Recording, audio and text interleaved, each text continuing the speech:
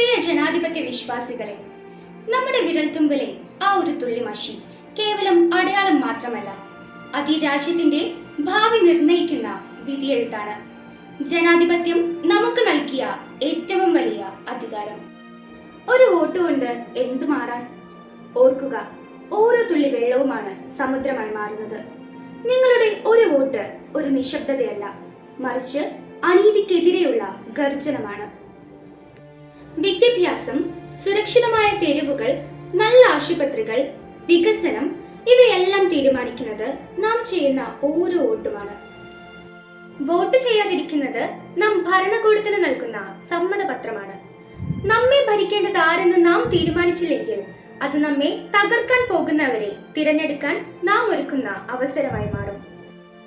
വികാരത്തിന് അടിമപ്പെട്ടല്ല, വിവേകത്തോടെ ചിന്തിച്ച് വോട്ട് ചെയ്യുക.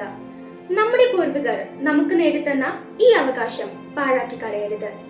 ഭയമില്ലാതെ, പക്ഷഭേദമില്ലാതെ, ധീരതയോടെ വോട്ട് രേഖപ്പെടുത്തുക.